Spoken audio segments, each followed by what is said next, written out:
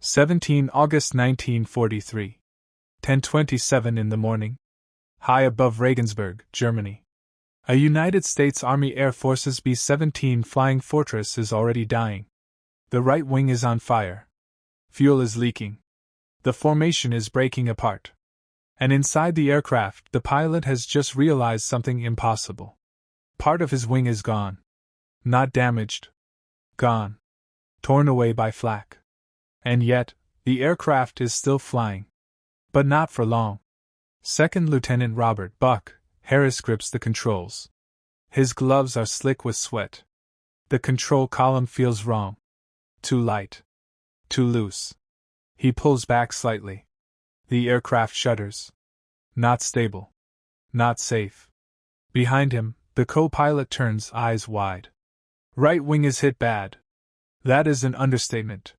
Because outside, where metal should be, there is empty air. A section of the wing has been ripped open like paper. Fuel vapor trails behind them. At any second, one spark could turn the entire aircraft into a fireball. And below them, Germany. Enemy territory. No friendly ground. No safe landing. Just flak batteries waiting for them to fall. But something even worse is happening. The formation is leaving them behind. One by one, the other bombers continue forward. They cannot slow down. They cannot circle back. Because stopping here means death. And now, Harris and his crew are alone. Inside the radio compartment, the operator tries to transmit. Static. Interference. German jamming. No clear signal. No help is coming. And at this exact moment, a new threat appears. Fighters. German fighters. Closing fast. From the rear gun position, a voice shouts. Bandits at 6 o'clock. The tail gunner opens fire. 50 caliber machine guns roar. But the aircraft is wounded. Slower now. Drifting. An easy target. Harris makes a decision. A dangerous one. He pulls the aircraft slightly out of formation. Not to escape. But to survive the next 30 seconds. Because staying straight means certain destruction. But turning, with a missing wing section, could tear the aircraft apart completely. What would you do? Hold steady and pray? Or risk everything for a chance? Harris chooses risk. He banks left. Gently. Carefully. The aircraft resists. The damaged wing vibrates violently. Metal screams. Inside the fuselage, crew members brace. This could be the moment it breaks. But it does not. Not yet. Outside, the German fighters overshoot. Just slightly. That small movement, that tiny change in direction, buys them seconds. Only seconds. But something far worse is about to happen. At 11:02 in the morning, the bomb run begins. Even in this condition, they are still carrying bombs. Thousands of pounds of explosives. And protocol is clear. They must drop them, or risk landing with a flying bomb inside a dying aircraft. The bombardier moves into position. But the bomb bay doors are damaged. They will not open fully. If the bombs do not release cleanly, they could detonate inside the aircraft. Another decision. Another risk. Harris has seconds to choose. Drop now and risk explosion. Or hold and risk crashing with live bombs on board. He gives the order. Open the doors. The mechanism grinds. Half open. Stuck. The bombardier struggles. Manual release. He pulls. Nothing. Pulls again. Still nothing. And then, a jolt. Flak explodes nearby. The aircraft shakes violently. And suddenly, the bombs release. All at once. The aircraft lurches upward. Lighter now. But unstable. Even more unstable. Because that missing wing section was already pushing the limits. And now the balance has shifted again. Inside the cockpit, warning signs are everywhere. Engine number 3 is overheating. Fuel pressure dropping. Control response delayed. And the biggest problem of all, they are losing altitude. Slowly. But steadily. Below them, Germany stretches for miles. No friendly airfield. No rescue. Just forests, rivers, and enemy troops. But Harris is not thinking about landing. Not yet. Because something else is coming. Something faster. Something deadlier. At 11:15 in the morning, they return. German fighters. More of them. And this time, they know exactly which aircraft to target. The B-17 with a missing wing. Trailing fuel. Falling behind. An easy kill. Inside the aircraft, the crew prepares. Gunners reload. Eyes scanning the sky. No one speaks. Because everyone knows the truth. This is the moment. The first fighter dives in. Fast. Direct. Guns blazing. The top turret opens fire. Tracer rounds cut through the air. But the angle is bad. The damaged wing limits their coverage. A blind spot has opened. And the enemy knows it. Bullets tear through the fuselage. Glass shatters. Metal rips. One engine coughs. Then another. Harris feels the aircraft sinking faster now. Controls slipping away. The margin between flying and falling is almost gone. And then, a hit. A direct hit. The right side jolts violently. The aircraft rolls. Uncontrolled. For a split second, it feels like the end. But somehow, it stabilizes. Barely. And in that moment, Harris realizes something terrifying. They are not going to make it back with all engines running. They are not going to outrun the fighters. They are not even going to stay airborne much longer. There is only one option left. A choice that could save them. Or kill them instantly. He looks ahead. Through smoke. Through vibration. Through a failing aircraft. And makes the call. But what he decides next will push this aircraft beyond anything it was ever designed to survive. 11:23 in the morning. 15,000 feet. The aircraft is no longer just damaged. It is failing. Second Lieutenant Robert Harris does something no manual recommends. He shuts down engine number 3. Inside the cockpit, the co-pilot turns instantly. "What are you doing?" Because shutting down an engine now means less power, less lift, less chance to stay in the air. But Harris is not trying to climb anymore. He is trying to survive. Engine number 3 is overheating. Fuel lines are damaged. One spark, and the entire right wing could ignite. What remains of it? He pulls the mixture. Cuts fuel. The engine dies. The vibration changes immediately. Less chaotic. But now, they are flying on 3 engines. With a missing wing section. Deep inside enemy territory. And they are still losing altitude. At 11:26 in the morning, the tail gunner shouts again. They are coming back. German fighters. This time more aggressive. More precise. They have seen the weakness. They know exactly where to strike. From below. From the right side. The exposed side. The first pass comes in fast. Cannons open fire. Not machine guns. Cannons. High explosive rounds. They hit the wing root. The most vulnerable point. The entire aircraft shudders violently. Inside, metal fragments tear through the fuselage. One gunner is thrown back. Injured. Bleeding. The right wing dips suddenly. Too far. Too fast. Harris fights the controls. Pulling. Adjusting. Correcting. But the aircraft does not respond normally. Because it is no longer normal. At this moment, he is not flying a bomber. He is balancing a falling machine. And something unexpected happens.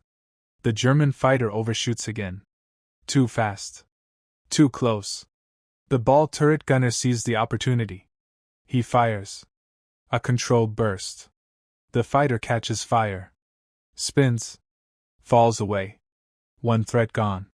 But not the others. And now, a new problem appears. Fuel. The flight engineer checks the gauges. Then checks again. Because it does not make sense. Fuel is dropping faster than expected. Much faster. Then he sees it. The leak is worse than they thought. Fuel is pouring out of the damaged wing, streaming behind them. At this rate, they will not run out in an hour. Not even in 30 minutes. They have maybe 20 minutes of fuel left. And they are still over Germany. What would you do now? Try to turn back? Try to land? Or keep going forward? Hoping for something better ahead? Harris makes another decision. He does not turn back. Because turning means more stress on the damaged wing. More drag. More chance of catastrophic failure. Instead, he lowers the nose slightly. The co-pilot reacts immediately. We are descending. Yes. They are. On purpose. Because Harris is trading altitude for speed. More speed means better control. Better control means a chance. A small chance. But this creates a new danger. They are dropping closer to the ground. Closer to anti-aircraft fire. Closer to everything that can kill them. At 11:32 in the morning, they pass through 12,000 feet. Flak begins again. Black bursts fill the sky. Closer now. More accurate. The aircraft flies straight through it. One explosion hits close. Too close. The left engine sputters. Now another problem. If they lose one more engine, this aircraft will not stay in the air. Inside the cockpit, the tension is unbearable. No one speaks. Because every second is a calculation. Every second is survival. And then, something changes. The sky ahead clears. No flak. No fighters. Just open air. But Harris does not relax. Because he knows something the crew does not. They are heading toward a different kind of danger. At 11:38 in the morning, the radio crackles. A faint signal. Weak. Broken. Friendly aircraft. Somewhere ahead. But the message is incomplete. Storm, heavy cloud, visibility 0. A storm. Directly in their path. And not a small one. A massive cloud system. Towering. Unstable. Flying around it would take time. Time they do not have. Flying through it could tear the aircraft apart. And now Harris faces another impossible choice. Stay below and risk ground fire. Go around and run out of fuel. Or fly straight into the storm. What would you choose? He does not hesitate. Straight through. The crew looks at him. Some in disbelief. Some in silence. Because they all understand what that means. Inside that storm, there is no visibility. No formation. No reference. Just turbulence. Ice. And chaos. At 11:42 in the morning, they enter the clouds. Everything disappears. The horizon. The ground. The sky. Gone. The aircraft begins to shake. Violently. Updrafts. Downdrafts. Sudden drops. The damaged wing flexes. Far beyond safe limits. Ice begins forming. On the wings. On the control surfaces. Adding weight. Reducing lift. The aircraft struggles to stay stable. Inside, instruments flicker. Readings jump. And then, the worst moment. A sudden drop. The aircraft falls. Hundreds of feet. In seconds, crew members are thrown against their harnesses. Harris pulls hard. Too hard. The structure groans. This could be the moment it breaks. And then, lightning. A bright flash. Blinding. For a split second, the entire aircraft is illuminated. And in that flash, Harris sees something that changes everything. The wing. Or what is left of it. The damage is worse than he thought. Far worse. Another section is beginning to tear. If it goes, there will be nothing left to hold the aircraft up. And at that exact moment, the controls go loose. Not slightly. Completely. For one terrifying second, the aircraft is not responding at all. No control. No stability. No recovery. They are no longer flying. They are falling. 11:44 in the morning. Inside the storm. The aircraft is no longer under control. For 1 full second. Nothing responds. Not the controls. Not the engines. Not the aircraft.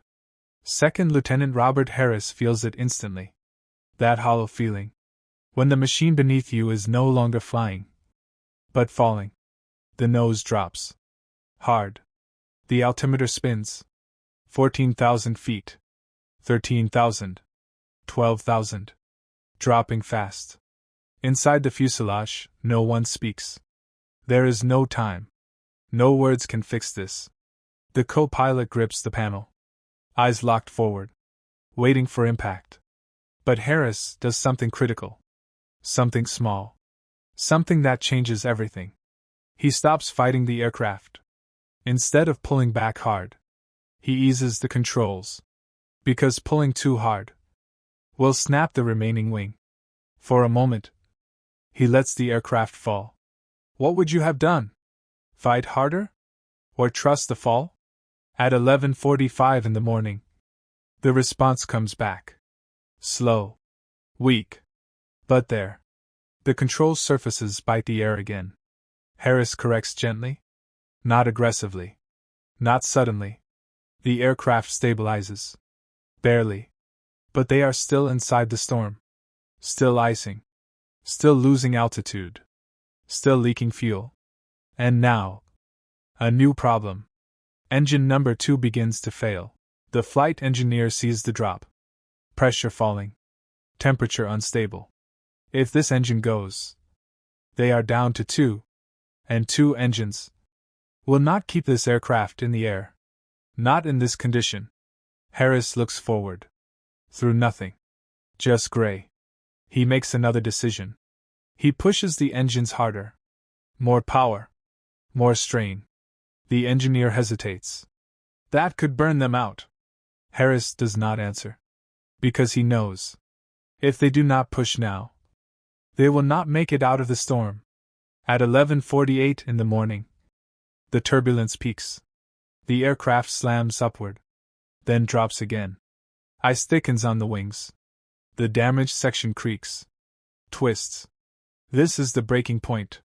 And then, suddenly, light. They break through the clouds. Below them, France.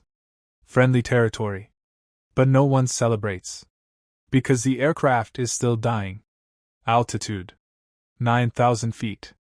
Still dropping. Fuel. Almost gone. Engines. Overstressed. Unstable. And the landing is still ahead. At 11:52 in the morning, they spot it. An airfield. Small. Rough. But real. Not their base. Not planned. But it is there. And it is their only chance. Harris lines up. But there is a problem. The landing gear system is damaged. If the gear does not deploy, they will have to crash land. With a broken wing. At low speed. On rough ground. The co-pilot looks at him. There is only one question. Gear. Or no gear? Harris tries it. He lowers the handle. Nothing. No movement. Hydraulics are gone. Manual release. The engineer moves fast. Pulls the emergency system. A loud clunk. One gear drops. The other. Stuck. Now the worst possible situation. One wheel down. One wheel up. Landing like this will flip the aircraft. There is no safe way. Only choices with consequences. What would you do? Try again and waste time? Or land like this? Harris makes the final decision. We land now. No hesitation. No second attempt. At 11:56 in the morning, they begin the approach. The aircraft shakes. Barely holding together. Speed drops. Too much. The damaged wing struggles to generate lift. Harris compensates. Constant corrections. Small adjustments. Every second matters. The runway gets closer. Faster. At 100 feet. The left wing dips. He corrects. Barely. At 50 feet. The engine sputters. Fuel almost gone. At 20 feet. Everything goes quiet. Engines starve. No power. Only momentum. At 11:58 in the morning, they hit the ground. Hard. The left gear holds. The right side collapses. The aircraft skids. Violently. Metal screams. Sparks fly. The wing scrapes the ground. For a moment, it feels like it will flip. But it does not. It slides. Slows. Stops. Silence. No fire. No explosion. Just silence. One by one. The crew moves. Alive. They made it. But the story does not end here. Because later that same day, after emergency repairs, after inspection, after everything they just survived, that same aircraft, with a partially rebuilt wing, took off again and flew another mission. This was not luck. This was design. The B-17 Flying Fortress was built to absorb damage. Heavy structure. Multiple engines. Redundant systems. But design alone is not enough. It was decisions. The choice to shut down an engine. The choice to descend. The choice to enter the storm. The choice to not fight the fall. The choice to land immediately. Each decision, balanced on seconds, each mistake, would have ended everything. This moment mattered. Because missions like this wore down Germany's defenses, forced the Luftwaffe to respond, drained resources, shifted the balance of the air war. But inside that aircraft, none of that mattered. It was not strategy. It was survival. A missing wing. Failing engines. No fuel. No control.